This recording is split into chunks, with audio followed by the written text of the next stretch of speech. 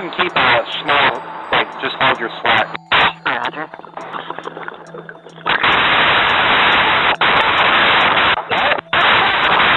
This footage captures a truly horrifying moment.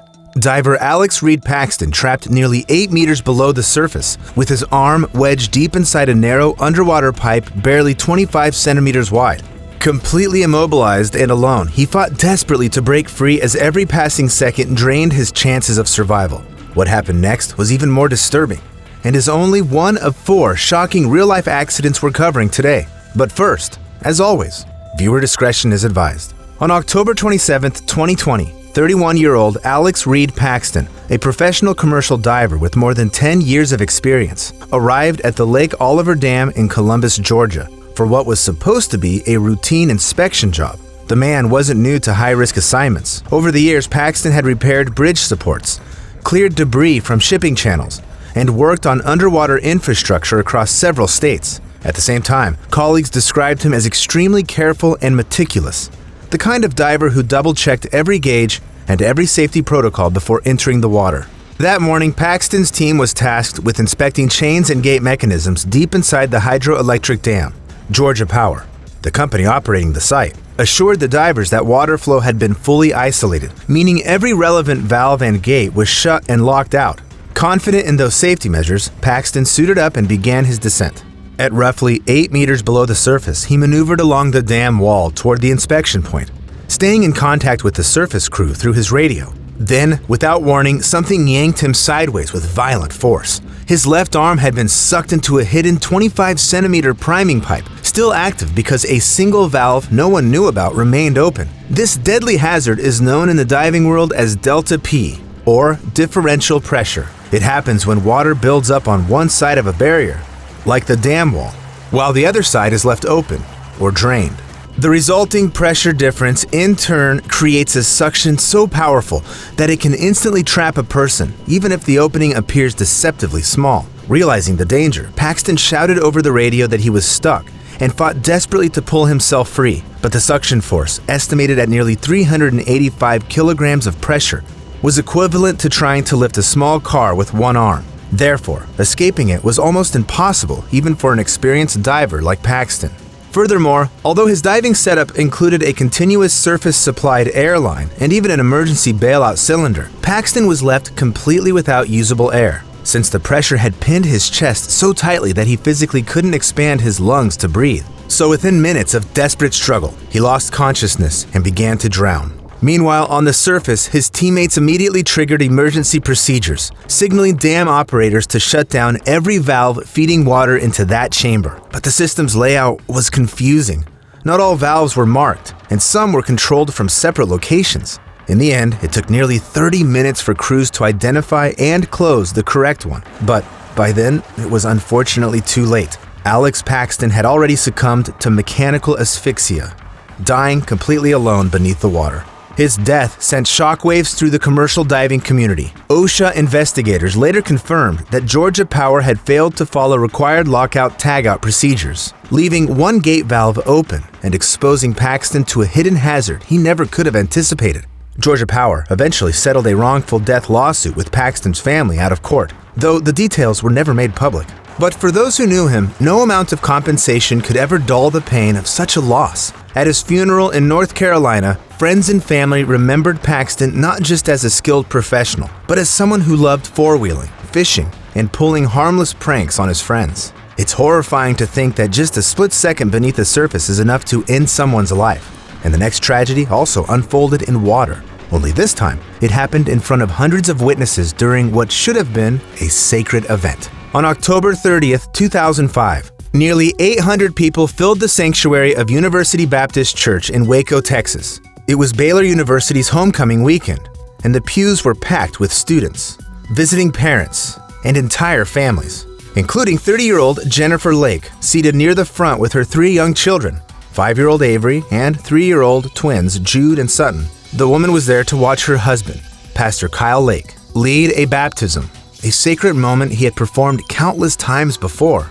Kyle, a 33-year-old, was widely loved in Waco, Known for his warm personality, energetic sermons, and mentorship of hundreds of college students, he had become a central figure in the community. That morning, he stepped into the warm water of the church's indoor baptistry, preparing to baptize a close family friend named Karen. Jennifer later described the scene as completely ordinary, until everything changed in an instant. Just minutes before the baptism began, Kyle's lapel microphone cut out. Wanting to make sure the congregation could hear, he reached for a standing wired microphone placed at the edge of the pool. Yet the moment his wet hands touched it, a massive surge of electricity tore through his body. Kyle collapsed instantly into the water. Panic erupted throughout the sanctuary as Jennifer, sitting in the very front row, screamed and clutched her children. Several doctors who happened to be visiting Baylor's homecoming that morning rushed toward the baptistry. For nearly 40 minutes, they fought to bring Kyle back to life. "I thought surely they'll be able to revive him," Jennifer recalled in a later podcast. Eventually, an ambulance rushed him to Hillcrest Baptist Medical Center, just minutes away. But at 11:30 a.m., Kyle Lake was pronounced dead. The electricity went all into him, and they did try to revive him, but they couldn't. There was just too much voltage running through his body. Investigators later discovered that a malfunctioning water heater had been leaking current into the baptismal pool for weeks. So when Kyle touched the wired microphone, it completed the circuit, delivering a fatal shock. Incredibly, Karen, the young woman waiting to be baptized, survived unharmed, as she had yet to step into the water when the accident occurred. For Jennifer and her children, the loss was devastating. Overnight, she found herself a widow with 3 toddlers, a life she never imagined, she later said.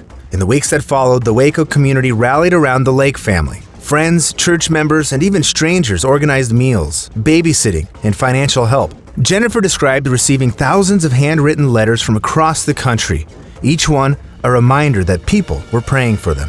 Years later, Jennifer reflected on the long road to healing. At first, she avoided her grief, staying busy just to survive each day. But eventually, after many years, she finally felt a shift. "When I allowed myself to feel a lot of the feelings, I was able to grieve well. And in grieving well, I was able to heal through the process." In time, Jennifer remarried. Her second husband, Harris, a family friend who had known Kyle, became a father figure to the children while helping them continue to honor their dad's legacy. Today, nearly 2 decades later, Avery is 25, and the twins, Jude and Sutton Lake, are 23. All 3 attended Baylor University, the same community where their father once preached. Jennifer, now an avid tennis player and active in church ministry, often says their family story is one of unimaginable loss, but also of resilience, faith, and unexpected redemption. And as devastating as that was, the next tragedy on our list is, in some ways, even more disturbing. Because this time, the victim's family discovered what happened in the most horrific way imaginable. Early in the morning of September 18, 2015, a woman was seen running through the streets of Chimney district, Madhya Pradesh, India, calling her husband's name in panic. Her husband, 45-year-old Latori Barman, was a local farm laborer. The night before, he'd spent the evening drinking and celebrating at the fair with friends and family. His wife had stayed overnight at her parents' house, expecting him to return home on his own after the festivities. But when he never showed up, her worry quickly turned to dread. By sunrise, she and several neighbors began combing the unlit rural road between the villages of Udlana and Hada. That stretch of road had been under repair for weeks, riddled with oversized potholes, but no one expected what they were about to find. About a kilometer from the fairgrounds, the search party reached a section that had been freshly paved overnight.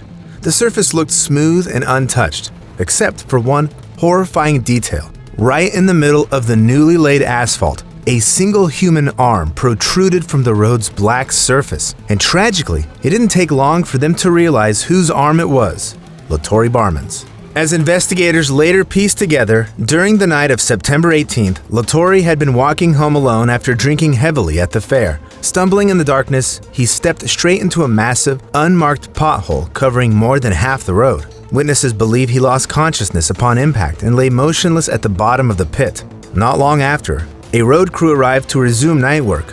Unaware that anyone was inside, they began filling the pit with gravel, hot tar, and asphalt. Then, as part of their routine, they compacted the surface with a heavy steamroller, unknowingly burying Latori alive. By morning, the asphalt had cooled and hardened, and shockingly, no one even realized the man was entombed beneath it until his wife's frantic search led her to that protruding arm. Local villagers quickly alerted the authorities, and workers broke through the hardened surface with picks and shovels to free the poor man. But unfortunately, it was far too late.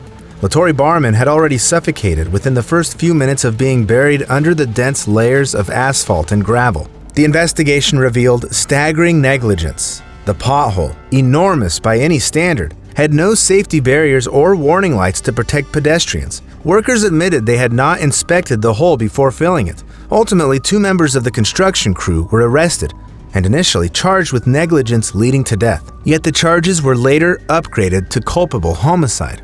Public outrage was immediate. Photos of the protruding arm spread rapidly across Indian media, sparking nationwide debate over road safety and worker accountability. Critics condemned not only the crew but also local authorities for failing to enforce basic safety standards on an active roadway at night. Meanwhile, for Latore's wife, the horror was personal and unimaginable, finding her missing husband's body literally paved into the road. Still, the government eventually offered the family 50,000 rupees in compensation, roughly $760, a gesture widely criticized as woefully inadequate for such a horrific loss. Today, the road between Udlana and Hada has been repaved, and traffic now moves freely over the spot where the accident occurred. Yet similar tragedies from unmarked construction sites continue to claim lives across the country each year, with nearly 11,700 fatalities annually. And while our final case is far rarer than the others, it's no less shocking and just as deadly. On the afternoon of November 28, 2015, a man returned to his modest home in Huron, California, after being away overnight. It was cold that weekend, and almost instinctively, one of the first things he did was light a fire in the living room fireplace just to warm the house. For a few quiet minutes, everything seemed normal. The crackle of kindling, the faint smell of smoke, nothing out of the ordinary, until he suddenly heard the screams. And the horrifying cries were coming from inside the chimney. Shocked, the man immediately realized someone was trapped in there. He rushed to put out the fire, working so frantically that smoke began to fill the room as he tried to extinguish the flames. Once the fire was out, the screams continued, and he grabbed the phone and dialed 911.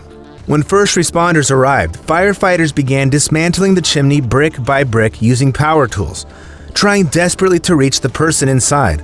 But the process took several long hours. So, by the time they finally broke through, the screams had already stopped, and what they pulled out was a lifeless body. The victim was soon identified as 19-year-old Cody Caldwell, a local teenager from Huron. Investigators determined that late on the previous night, November 27, 2015, Cody had attempted to break into the house while the owner was away. He had climbed onto the roof and tried to squeeze down the narrow chimney, a space so tight it could trap even a child. So, once inside, he became hopelessly wedged, unable to move up or down. For nearly 24 hours, Cody remained stuck in the dark brick shaft, until around 3 p.m. the following day, when the homeowner lit a fire, unknowingly sealing Cody's fate. Smoke and heat filled the flue almost instantly, and Cody suffered catastrophic smoke inhalation and severe burns despite the desperate efforts to put out the flames. Eventually, the homeowner faced no charges, since authorities later determined that he simply had no idea anyone was inside the chimney and had acted as any normal resident by lighting the fire in his own home, while the same could not be said for Cody. Still, despite the attempted burglary, friends later described him as a decent kid who had been going through a rough year, and police confirmed he had no significant criminal history. But in the end, one impulsive decision was enough to trigger a tragedy that made headlines across the U.S. and beyond, widely labeled as one of the strangest and most horrifying accidents of the year. These 4 shocking accidents, though caused by different factors and unfolding under very different circumstances, all shared the same tragic ending for the victims themselves and the families left to grieve them. And perhaps the most horrifying part is that they represent only a tiny fraction of a much larger statistic, with incidents like these happening every single day around the world. Therefore, the best thing we can do is stay as safe as possible, and, at the very least, avoid putting ourselves in harm's way, because life already seems to have enough surprises on its own. Now let me ask you, which of these cases shocked you the most? And do you know of any similar accidents you'd like me to cover? Let me know in the comments, and don't forget to subscribe for more shocking, real-life stories that might one day help you recognize danger before it's too late.